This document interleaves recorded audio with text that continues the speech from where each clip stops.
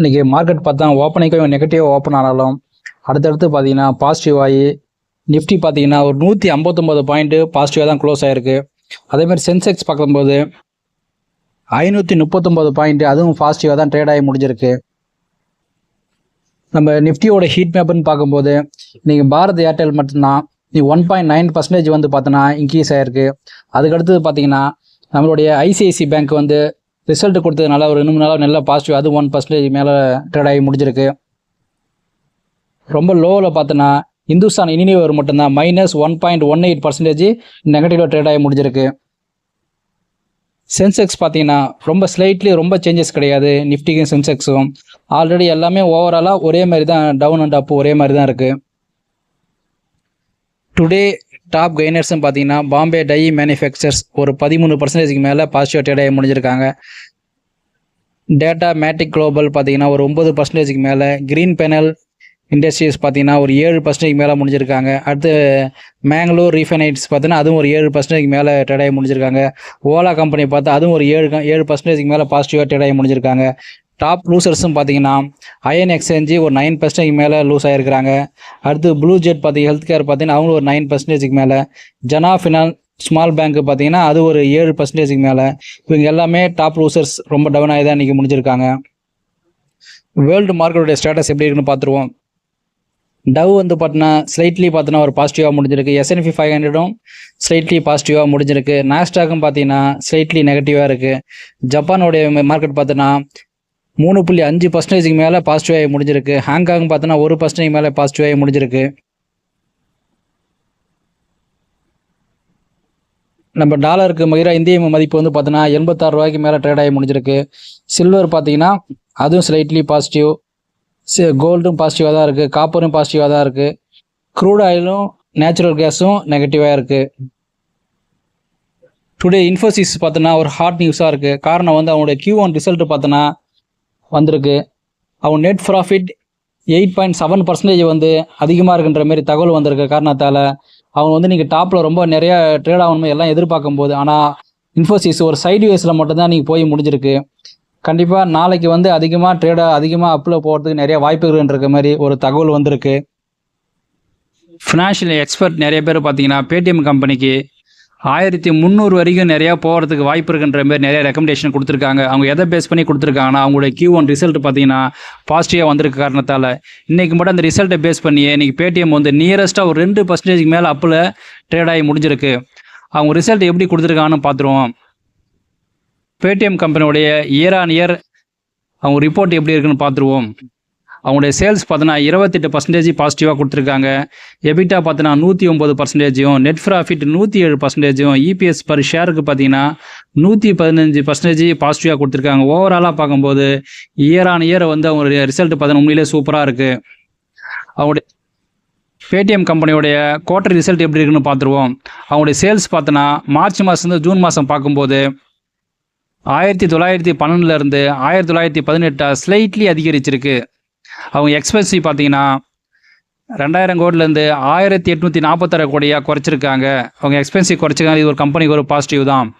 அவங்க நெட் ப்ராஃபிட்னு பார்க்கும்போது 545 கோடி நெகட்டிவில் இருந்தது, பாசிட்டிவ்க்கு 122 கோடி பாசிட்டிவ்க்கு ஜூன் மாதம் கொடுத்துருக்கிறதுனால இந்த கம்பெனி வந்து அடுத்தடுத்து நல்லா பர்ஃபார்மன்ஸ் பண்ணணும்னு சொல்லிட்டு நிறைய ரெக்கமெண்டேஷன் கொடுத்துருக்காங்க.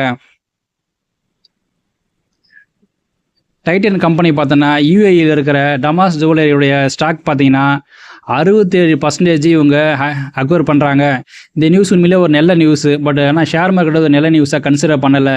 இன்றைக்கும் பார்த்தீங்கன்னா இவங்க ஒரு நெகட்டிவில் தான் ட்ரேட் ஆகி முடிஞ்சிருக்கு. ஆனால் அடுத்த நாள் இது ஒரு பாசிட்டிவாக எடுத்துக்குன்ற மாதிரி நிறைய எக்ஸ்பர்ட் வந்து தகவல் கொடுத்துருக்காங்க. இந்த வீடியோ உங்களுக்கு பிடிச்சிருந்தா லைக் பண்ணுங்கள், சப்ஸ்கிரைப் பண்ணுங்கள். இதில் ஏதாவது குறைகள் இருந்தால் அதை கமெண்டில் பதிவு பண்ணுங்கள். அடுத்தடுத்த வீடியோவில் அதை சரி செய்ய எனக்கு ரொம்ப யூஸ்ஃபுல்லாக இருக்கும். நம்மளுடைய பிரதமர் பார்த்தீங்கன்னா ஒரு 4 days வந்து சுற்றுப்பயணமாக யூகேக்கும் அதுக்கப்புறம் மால்தீவ்ஸுக்கும் போகிறாரு. நிறையா வந்து நம்ம இந்தியா விசஸ் இந்த ரெண்டு கண்ட்ரிக்கு இடையில் நிறையா ட்ரேடிங் டீல்ஸ் வந்து சைன் போடுறதுக்கான நிறைய பிளான் இருக்குன்ற மாதிரி தகவல் வந்திருக்கு.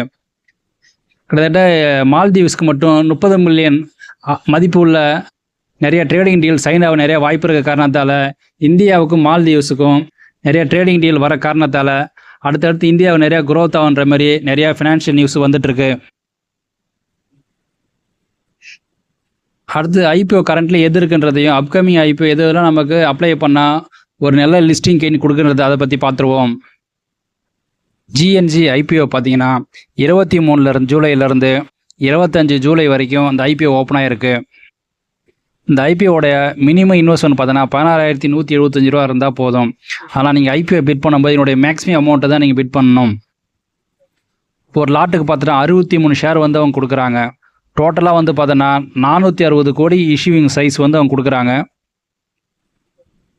இந்த கம்பெனியோடைய சப்ஸ்கிரிப்ஷன் ரேட்டு பார்த்தோன்னா டோட்டலாக பார்த்தோன்னா 8.58 வரைக்கும் போயிருக்கு. அதாவது ஒரு ஷேருக்கு வந்து பார்த்தீங்கன்னா, அதாவது ஒரு லாட்டு, இந்த ஒரு லாட்டுக்கு பார்த்தோன்னா 8 பேருக்கு மேலே போட்டி போட்டிருக்காங்கன்னு அர்த்தம். இது டோட்டலாக வருது.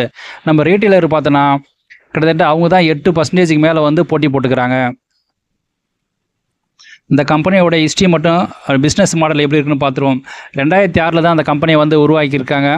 இந்த கம்பெனியோட மெயினான பிஸ்னஸ் பார்த்தோன்னா refurnishing laptop, desktop, information communication technology இருக்க எல்லா டிவைஸையும் இவங்க வந்து இந்தியா மற்றும் அதர் கண்ட்ரிலையும் வந்து இவங்க பிஸ்னஸ் பண்ணிகிட்டு இருக்காங்க. குறிப்பாக பார்த்தீங்கன்னா மும்பை, மகாராஷ்டிரா, அதுக்கப்புறம் டெக்சாஸ் அண்டு யூஏஇ இந்த கண்ட்ரியில் எல்லாத்துலேயுமே பார்த்தீங்கன்னா இவங்களுடைய பிஸ்னஸ் வந்து ரன் ஆகிட்டுருக்கு.